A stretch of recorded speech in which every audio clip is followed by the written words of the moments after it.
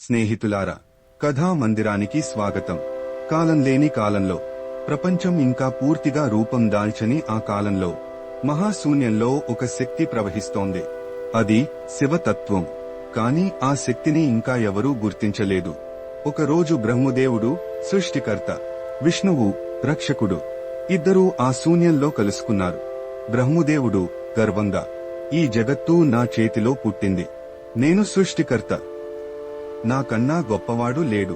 విష్ణువు ప్రశాంతంగా కాని ధైర్యంగా, సృష్టి తర్వాత కాపాడేది నేనే బ్రహ్మ. సృష్టి లేకపోయినా జీవాన్ని కాపాడే శక్తి నేనునే. బ్రహ్మదేవుడు, కాపాడటం తేలిక, సృష్టించడం మహత్తరం. విష్ణువు, సృష్టి ఉండి కాపాడకపోతే విలువ ఏముంటుంది? ఇలా ఇద్దరి మధ్య మాటల యుద్ధం చెలరేగింది.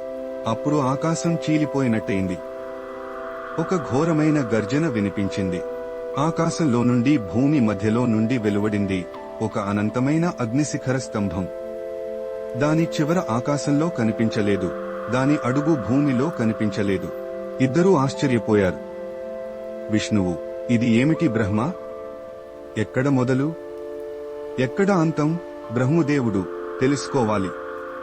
చూద్దాం ఎవరు దీని ఆది అంతం కనుక్కుంటారో అని. ఇద్దరిలో ఒకరు పైకి, ఇంకొకరు కిందకి వెళ్లాలి అనుకుంటారు. బ్రహ్ముడు హంస, స్వాన్ రూపం తీసుకుని ఆకాశ మార్గంలో పైకి ఎగిరిపోయాడు. విష్ణువు వరాహ, పంది రూపం తీసుకుని భూమి లోపల కిందకి తవ్వుకుంటూ వెళ్లాడు. అయితే ఆ స్తంభం అంతం లేనిది. ఎక్కడా మొదలు లేదు, ఎక్కడా చివర లేదు.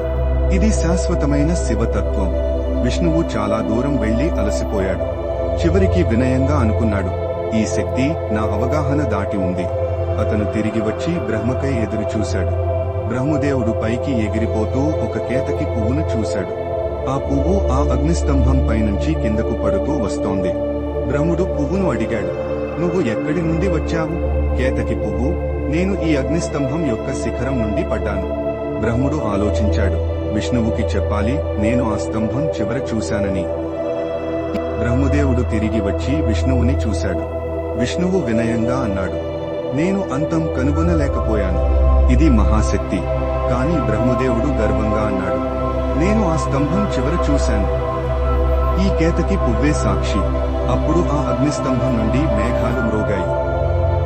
దీప్తిమంతమైన కాంతిలో నుండి మహాదేవుడు శివుడు ప్రత్యక్షమయ్యాడు. అప్పుడు శివుడు, బ్రహ్మ, నీవు అబద్ధం చెప్పావు. కేతకి పువ్వు నీ అబద్ధానికి సాక్ష్యమిచ్చింది అని అన్నాడు. బ్రహ్మదేవుడు వణికిపోయాడు. శివుడు, నిజం అనేది నిత్య సత్యం. అబద్ధం చెప్పినవాడు ఎప్పటికీ పూజ పొందడు. అప్పుడు శివుడు శాపం ఇచ్చాడు, బ్రహ్మ, నిన్ను ఎవరూ భూమిపై ఆలయాలలో పూజించరు. అందుకే నేటికీ బ్రహ్మదేవుడికి ఆలయాలు చాలా అరుదుగా ఉంటాయి. కేతకి పువ్వును శివుడు చూశాడు. నీవు అబద్ధానికి సాక్ష్యమిచ్చావు. ఇక మీదట నా పూజల్లో నీ పువ్వు వాడకూడదు. విష్ణువుని ఆశీర్వదిస్తూ అన్నాడు, నీ వినయం నీ బలం. నీవు భక్తులచే నిత్యంగా పూజించబడతావు. ఆ అనంత అగ్నిస్తంభం రూపంలో ఉన్న శివుడు తన్ను శివలింగం రూపంలో ప్రదర్శించాడు. ఇది నా రూపం కాదు, ఇది నా తత్వం. నాకు ఆది లేదు, అంతం లేదు. నేనే ఆ సత్యం. అప్పటి నుండి శివలింగం విశ్వానికి చిహ్నంగా, భక్తులకు పూజార్హంగా మారింది. ఓం నమః శివాయ. హర హర మహాదేవ. ఓం నమః పార్వతీపతయే. హర హర మహాదేవ.